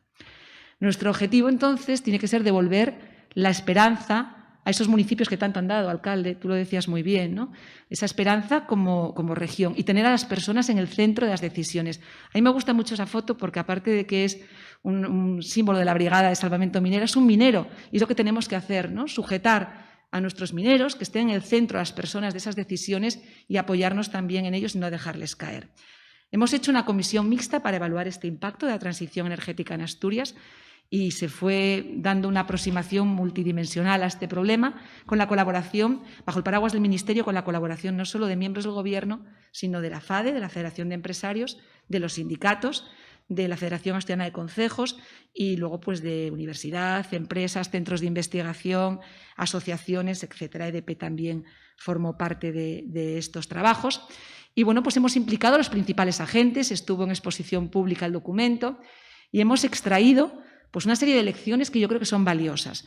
Hemos tenido datos pues que nos dan motivo para la preocupación relativa, pero también para la esperanza. Hemos visto debilidades, hemos visto amenazas, pero hemos visto el potencial enorme que tiene Asturias y hemos identificado oportunidades para convertir esto en una transición de oportunidad. Y pensamos que es fundamental cumplir lo que Europa dice, ¿no? Lo de nadie atrás, nobody left behind, tú lo decías también, Arsenio, y ese himno de equipo de fútbol del Never Walk Alone, que yo creo que también es fundamental que estemos así, ¿no? Hay que apoyarse en lo que Europa marca como gobernanza de la transición, colaboración y diálogo, diversificación económica y transformación, apoyo a los trabajadores y la recapacitación e itinerarios formativos. Ahí es nada porque son retos yo creo que enormes, ¿no? Y bueno, aquí os pongo esto porque a mí me hizo mucha ilusión, sinceramente. La comisión nos puso como ejemplo en un evento en Corea, y no traje el vídeo para no hacerlo muy largo, pero hablan en coreano de Asturias, que quedó como muy exótico, ¿no? Del ejemplo de Asturias y de las buenas prácticas en ese diálogo social. Es fundamental, yo creo que todos los agentes vayamos juntos y de la mano, y hay que agradecer esa implicación, además, que ha tenido todo el mundo en estos trabajos. Uy, se nos fue la presentación, pero voy todavía en tiempo, o sea que sigo un poquito. Con ese objetivo de una transformación del sector energético, con un objetivo de hacer una estrategia de transición, una estrategia energética. Esa es la primera conclusión de la comisión. Hay un impacto, hay que hacer una estrategia, hay que alinearse con Europa y hay que buscar una conversión de lo que es ahora mismo Asturias, alinearse a ese New Deal que dice Miguel Ángel, ese Green Deal que dice Bruselas, ¿no? Y para eso tenemos fortalezas. Tenemos una región que es industrial, como decíamos, tenemos infraestructuras muy significativas, aunque falten cosas, pero las tenemos en energía. También lo decía Javier, como un valor añadido, además, en algunas de las centrales existentes. Tenemos también infraestructuras de transporte, tenemos 2 puertos e infraestructuras muy buenas de transporte. Un ecosistema de innovación que es absolutamente envidiable, yo creo, desde la Universidad de Oviedo hasta fundaciones como la Fundación Asturiana de Energía, Prodintec, en centros tecnológicos, el propio INCAR, el CSIC INCAR, es decir, tenemos, Arcelor tiene su centro de referencia en I+D+I mundial en Asturias. Yo creo que tenemos un ecosistema muy potente. Tenemos un área metropolitana central envidiable, lo hablábamos Alfonso y yo en el coche, porque hay 850.000 ciudadanos agrupados en un radio de 25 kilómetros aproximadamente, la 5ª ciudad española, por tanto una zona de oportunidad. Tenemos mano de obra cualificada, muy adaptada además a los avances tecnológicos, materias primas, hay acero, aluminio, hay zinc, sobre todo hay metales. Tenemos un potentísimo sector de bienes de equipo que a veces viene de la mina, reconvertido hacia otro tipo de industria y a veces de la energía, importantes empresas de ingeniería también. Y tenemos una cultura minera e industrial muy arraigada, con un capital humano muy formado, con mucha experiencia y además capaz de readaptarse. Y un ejemplo es la Brigada de Salvamento Minero. No voy a decir yo aquí lo que hizo, lo que no hizo. Todos sabéis que, aparte de participar en incendios, se ha hecho famoso también en eventos pues más tristes, pero que ha mostrado ese conocimiento minero que hay que conservar. A mí me gusta hablar también de la otra minería, del aprovechamiento de técnicas mineras. Como veis ahí tenemos un túnel experimental de la Fundación Barredo en Siero, que es un túnel singular en Europa y posiblemente en el mundo, para hacer ensayos de incendios, para hacer fuegos, para hacer evacuaciones, para hacer formación, y que bueno, también ahí la propia brigada entrena. Y tenemos un activo que aquí no puedo dejar de mencionar, vinculado a la actividad minera.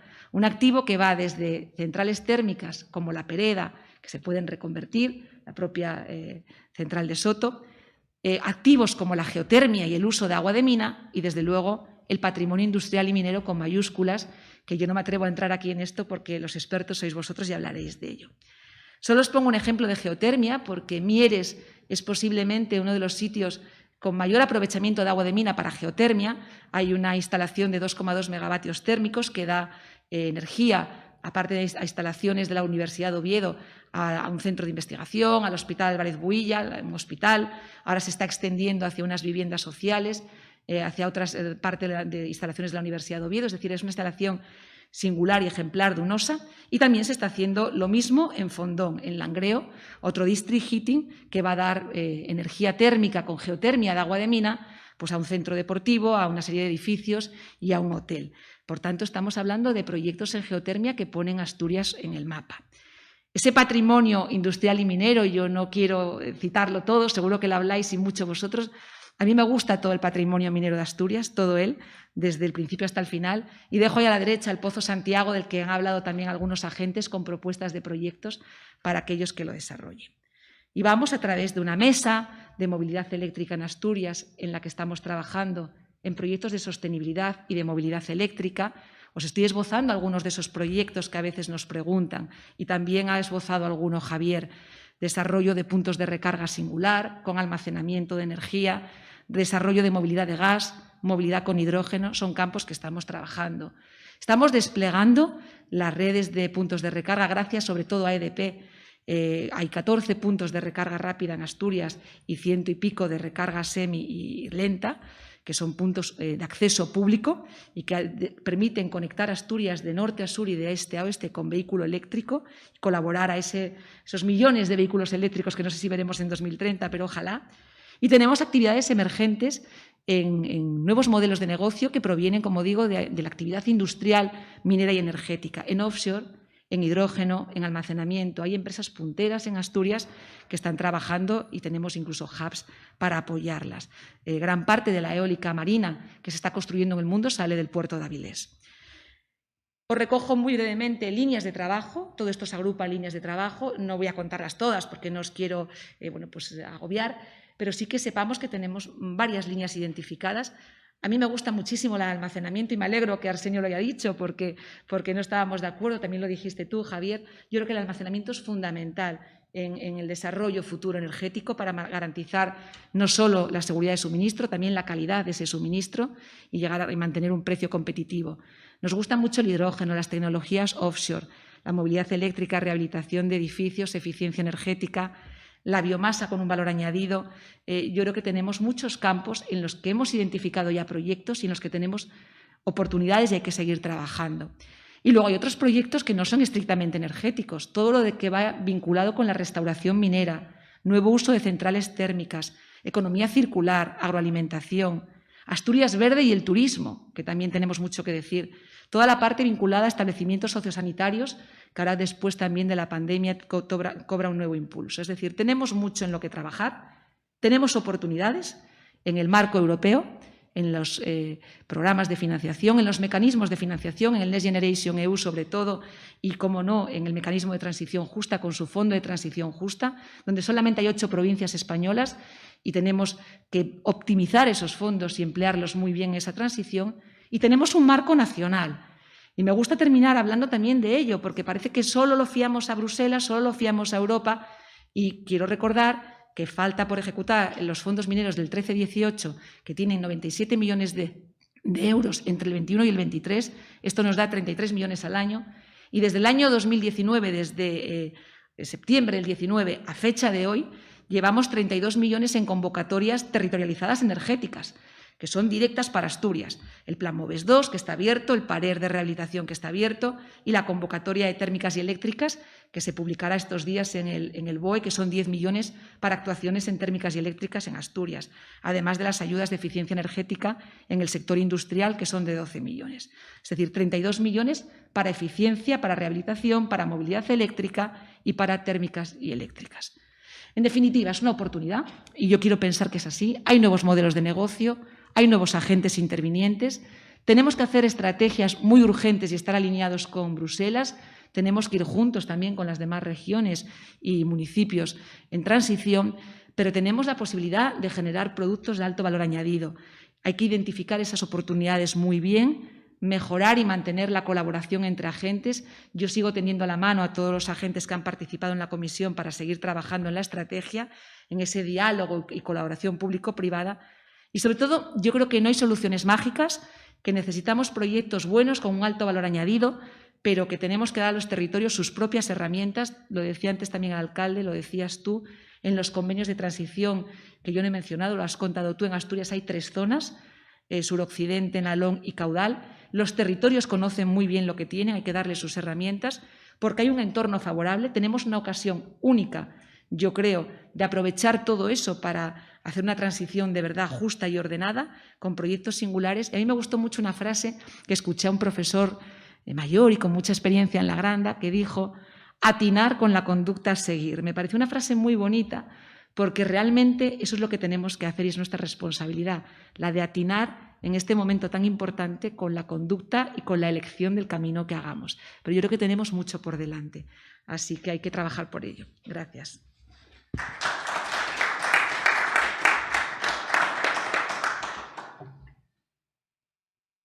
Bueno, muchísimas gracias, Belarmina Díaz, directora general de Minas, Energía y Activación en el Principado.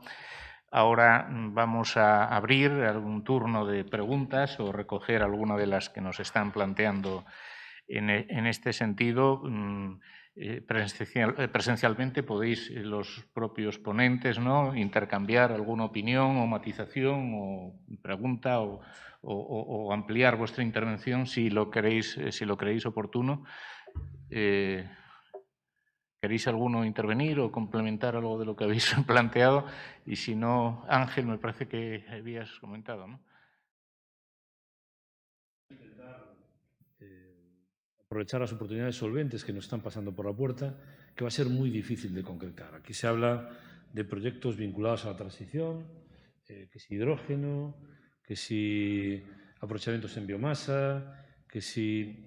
Pero son proyectos que dependen, primero, de la voluntad europea, de la voluntad del Estado de regular esa producción, qué tipo de subvenciones van a tener esas energías, que no cometamos el error del pasado de intentar ser los campeones en ciertos tipos de energía a base de talonario de subvenciones que han hipotecado este país hasta tener un déficit de tarifa congelado por ley en 30.000 millones de euros, exactamente la misma cifra que el boom inmobiliario, y que efectivamente nos han convertido en un territorio donde hay más de 100.000 megavatios instalados, pero que cada día se utilizan solamente 40.000.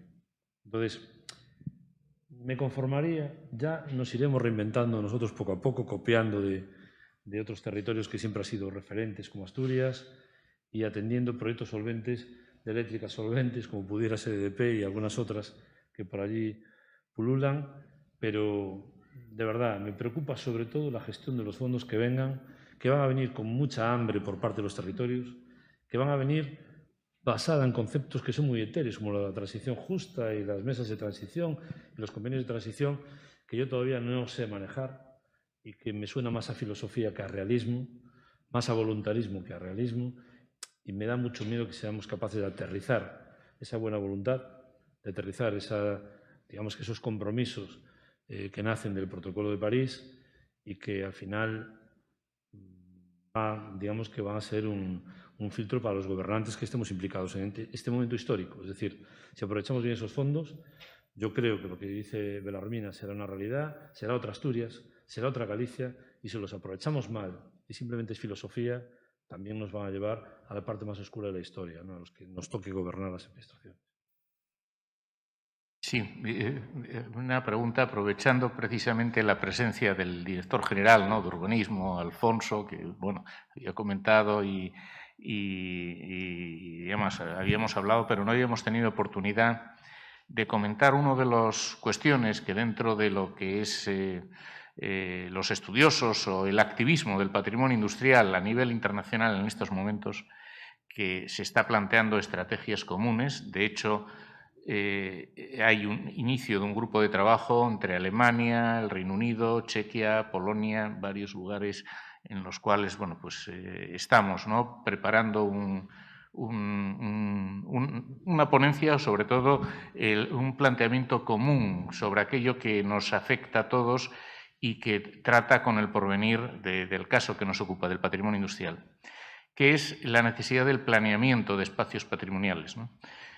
Porque a la luz de las experiencias, ¿no?, que se plantean, yo creo que no es un problema de un caso aislado que pueda afectar a la cuenca del Nalón, a la cuenca del Caudal, a la zona occidental de Asturias, Narcea, Tineo y demás, ¿no?, que eso estamos hablando de la desaparición o del límite de un ciclo histórico de actividades que han tenido una presencia de 150 o 200 años, ¿no?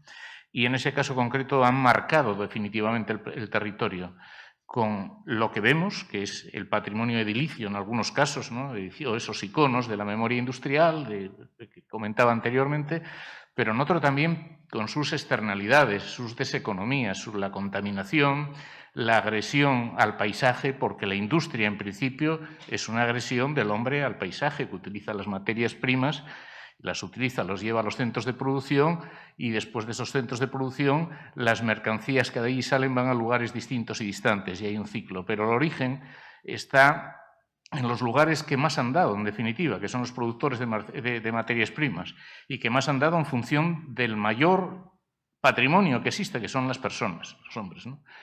Entonces, en ese caso, la necesidad de cualquier actuación en materia de la que nos ocupa, ¿no?, en este caso de transición, que veo que son iniciativas económicas que son fundamentales, muy loables, pero previamente también se exige un planeamiento de esos espacios para definir qué usos y qué sistemas generales hay ahí, qué infraestructuras de todo tipo. De hecho, una que estamos notando en estos momentos, que es el déficit digital en muchos casos. Hay infraestructuras físicas y hay infraestructuras telemáticas que en este caso conviene que en esos lugares lleguen allí porque es uno de los elementos fundamentales para motivar el asentamiento de la población y que no vayan a otros sitios con mejores ventajas comparativas, ¿no?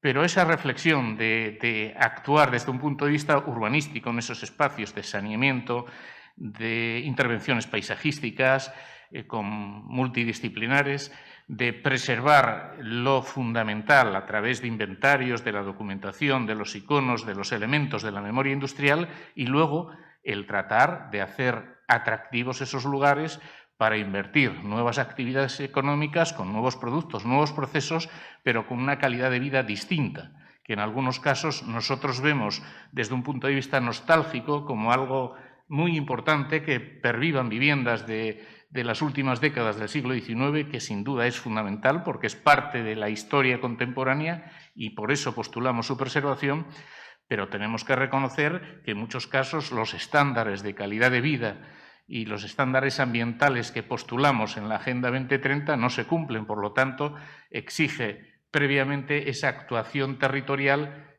que luego motive la intervención en diferentes ámbitos de preservación patrimonial o de nuevas iniciativas económicas.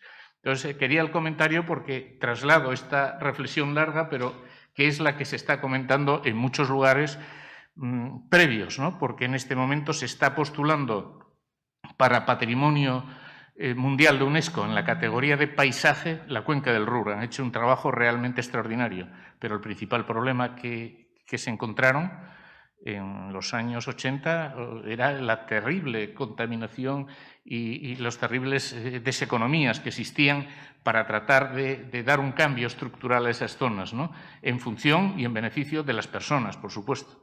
Entonces, bueno, es un poco el comentario que, digamos, podría, en este caso, incitar a una opinión, ¿no?, en ese aspecto, un comentario. Sí, tienes toda la razón. Yo lo que creo es que en todos estos temas no conviene enfocarlo desde el punto de vista de qué bonito es este cementerio de que está todo muerto, ¿no? Sino bien al contrario, ¿no? Entenderlo como una oportunidad que no es tan difícil. Yo tuve la suerte de que en el año, me parece que 79, me encargaron un concesionario de automóviles cerca de Llanes, en San Roque. Me metí en el proyecto, el cliente era muy bueno, no quería una nave normal, quería un anuncio, y me incitó lo suficiente a meterme aquí, que era en principio no era una debilidad mía mientras hacía la carrera, pero en ese momento yo tenía solamente 4 años trabajando, y me hice fan total. Tuve la suerte también de que me invitaron a dar una charla sobre la minería asturiana y sus dotaciones también en el año 88 en La Habana, ¿no? Entonces eso me obligó, hice una ponencia que venía desde los primeros pozos mineros, el Pozo Sotón, todas estas cosas, hasta la última entrega que era en ese momento lo más moderno de lo moderno modernísimo, que era el tren de bandas en caliente. Y eso me dejó como una especie de enfermedad dentro, que cada vez que voy a un sitio de estos veo dónde está la posibilidad de usarlo, ¿no? Como mínimo, como icono, como no digo máximo, sino como ideal. Actuaciones como la de los 4, ¿cómo se llaman? ¿Termo qué? Bueno, es igual. En Viena, que uno está destinado al archivo de la ciudad, que otro de los cilindros está destinado a viviendas, que otros son dotaciones, bueno, que están ahí, que está ahí el icono, que se le ha tocado para bien y se rehúsa. Entonces yo creo firmemente que, primero, por suerte, no me quiero extender mucho, por suerte la naturaleza tiene una capacidad tremenda de luchar contra todo. Entonces, no tengamos miedo porque haya instalaciones de gran porte y con mucha potencia de imagen. Lo que hay que hacer es tener cuidado de que eso no se lo coma, la falta de trabajo allí, ¿no? Porque por eso no hay que tener miedo. Y siempre surgirán oportunidades como la que se dio a sí mismo, por ejemplo, Limburgo, ¿no? El convertir lugares de este tipo casi siempre, muchas veces asociados a lo que tú decías ahora mismo de sectores de futuro, quiero decir que la única manera que tenemos, parece muy elemental, pero es así, la única manera que tenemos de que no exista la España vacía es que no haya ningún lugar en España en el que no exista conexión de Internet. Eso sería como un poco el resumen, ¿no? Y luego, muy importante que no es tanto lo que... Sí los planeamientos tendrían que ser planeamientos de intención, y me explicaré. Cierro lo que iba a decir. Son decisivos los catálogos motivados y catálogos en los que no se pase ni de exceso de conservación de cosas que estén muy repetidas o que sean más banales que otras, pero el catálogo es muy importante. Pero, ¿qué otra cosa iba a decir ahora?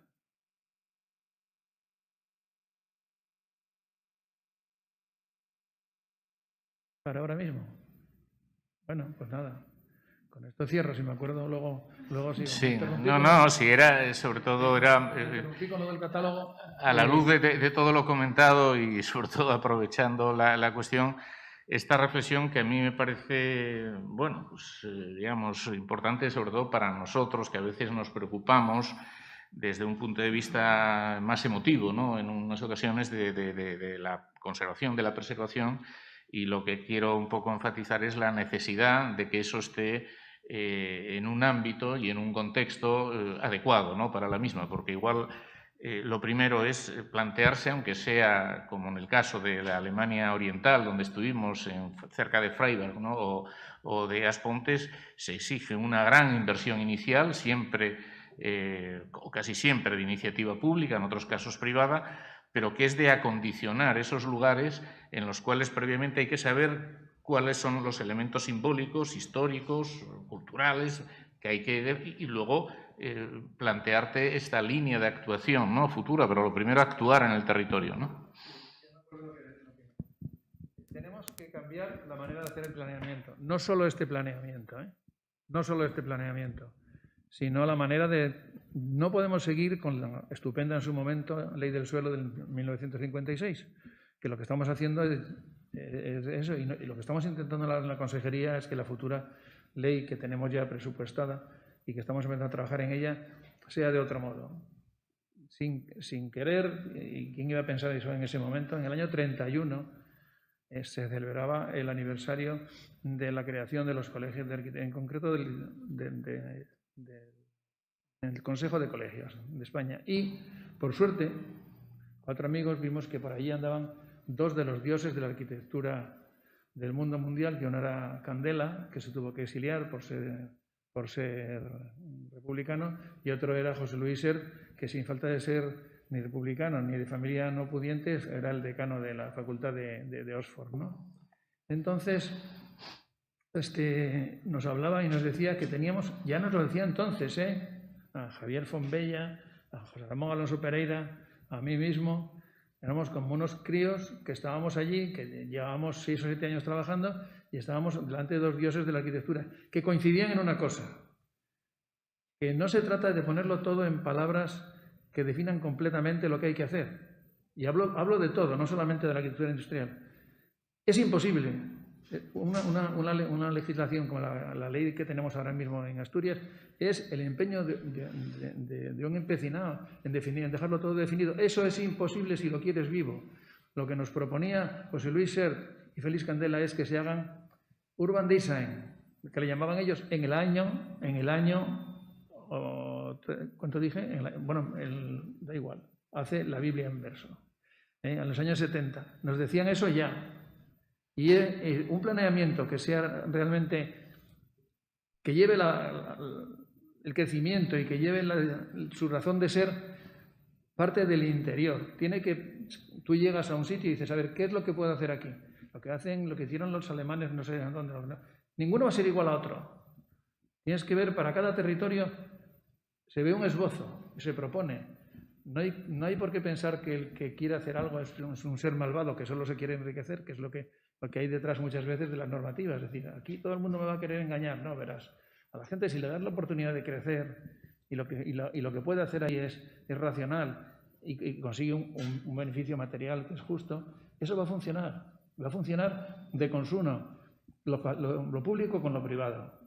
Es una manera que parece mentira que estuviéramos hablando de esto en los años 70, en los primeros 70, pero que aquí todavía sería una novedad que consigamos esto. Y por supuesto, claro, en esto que es tan singular, muchísimo más. Ahí voy. Una nueva manera de planificar, una nueva, es duro decirlo, porque eso ya viene de atrás en otros sitios, ¿no? En la cultura anglosajona, que ahí sí que nos ganan, en flexibilidad de normativa. Pero hay donde mirar, están ellos, para aprender. Bueno, gracias, Alfonso. No sé si o bien Javier, Arsenio, Valentín, Belarmina quieren hacer alguna matización o algún comentario. Y si no, pues dar las gracias a todos los presentes, a todos los que nos están siguiendo, que son muchos, por cierto, a través del canal Incuna en YouTube. Y comentar que ahora haremos el protocolo sanitario de rigor y, como sabéis, en las jornadas se complementan con diferentes actividades. Una que comienza hoy está ligada a la tercera muestra de cine y documental sobre patrimonio industrial y vamos a proyectar aquí y ahora, también con el mismo método interno en YouTube, que se podrá ver la película, que es Somno Automatum, que es México Industrial 1923, en el cual un equipo dirigido por Mariano Castellanos Arenas, documentalista, experto en patrimonio industrial, una persona tremendamente valiosa que, junto al maestro Samuel Malpica, hace muchos años, rescató los archivos de una fábrica textil importante, Metepec, cerca de Puebla, fábrica histórica, impresionante, y dentro de ello pues, encontraron materiales muy valiosos, entre ellos esta película que han restaurado y han masterizado y que vamos a ver. Inaugura un ciclo de documentales seleccionados. Hay una parte que es Asturias filmada, que pondremos mañana, sobre el Palacio Valdés, sobre el paisaje de la mina, cuya producción fue la Universidad de Oviedo de unos años y que hemos rescatado. Otras secciones que llamamos miscelánea, con diferentes películas, entre ellas Autobahn, una película alemana que será estreno mundial también aquí. Tendremos otra película mexicana, que es El país invitado, que se llama Memoria de elefante, sobre la fundidora de Monterrey, que es cuando hablamos de patrimonio industrial también es una iniciativa importante para estudiar y ver lo que han hecho allí, pero sobre todo la visión que nos dan es de esa apropiación social vista desde los alumnos, desde los vecinos, de los antiguos trabajadores y técnicos, de lo que representa y ha representado la fundidora de Monterrey, cuyo gerente era asturiano, Adolfo Prieto Álvarez de las Ballinas, una familia muy ligada a la música, ¿no? Los Prieto, de Oviedo, y que es la siderurgia más antigua de América Latina. Y también tendremos otra serie de secciones, piezas con memoria, son materiales de fines divulgativos y didácticos sobre la ciencia, la técnica, los inventos realizados a partir del Museo de la Ciencia y la Técnica de Madrid, y que nos han cedido una serie, la posibilidad de seleccionar una serie de ellos. Todo esto se proyectará a partir de este horario, combinando también la cuestión presencial y la online, ¿no? como decía anteriormente. Y el sábado y el domingo se proyectarán en bucle, es decir, todas las de la semana se proyectarán en el antiguo Instituto Jovellanos y en la Ciudadela de Capua, un espacio patrimonial muy querido en Gijón, a veces no muy conocido y realmente muy importante. Es el último vestigio, ¿no?, de la vivienda obrera y popular que queda de hace más de 100 años, ¿no? Y en ese espacio cultural ahí se proyectan. Ya el año pasado fue un éxito y atendiendo a los protocolos de aforos limitados, de seguridad, pero al hacerlo de esta forma en diferentes horarios, nuestra intención es que lo vea y que se divulgue lo máximo posible. Estas iniciativas, como bien sabe también en este caso Arsenio, luego las proponemos y organizamos en otros lugares. Hemos hecho colaborando con la Fábrica de Luz, ¿no?, con el Museo en Ponferrada, con las minas de Almadén y Arrayanes, que también con la Fundación Almadén tenemos una digamos, muy buena relación, con la Universidad de Madrid, que está, bueno, no está ahora en este momento aquí también Joaquín Ibáñez, con Cataluña, con otros sitios de Andalucía, en definitiva, y con Portugal o Francia o Italia, en definitiva, que esta vocación nuestra, que es siempre el estar coordinado y realizando estas redes de trabajo que nos permitan intercambiar actividades, experiencias y también minimizar los costes. Es decir, que es otra cuestión muy práctica de este tipo de iniciativas, que cuanto más somos haciendo esto, pues puede resultar menos gravoso y, por lo tanto, más factible de realizar. Bueno, gracias a vosotros, a Javier Sández Jubera, por el tiempo que dedica a esto, que sé que sois todas personas tremendamente ocupadas con vuestra actividad profesional y que valoramos bueno, pues, esta aportación y ese esfuerzo que habéis realizado, a Arsenio Terrón, a Valentín González, a Belarmina Díaz, y gracias a todos vosotros. Este breve, ¿no?, stand-by o descanso, llamémoslo como queramos, y luego los aficionados al cine quedaremos aquí y veremos la película. Hasta mañana a las 9 de la mañana, que estaremos con la plataforma ya AirMeet, no por YouTube. Es una plataforma interna que va a ser realmente novedosa y donde están inscritos todas las personas y habrá una sucesión de ponencias desde las 9 de la mañana hasta las 8 de la tarde, con espacios intermedios de chat online o de descansos, pero donde, como veréis en el programa, que tendremos, y si solo podéis pedir a Galia después, tenemos un compendio de aportaciones realmente importante. Bueno, gracias a todos.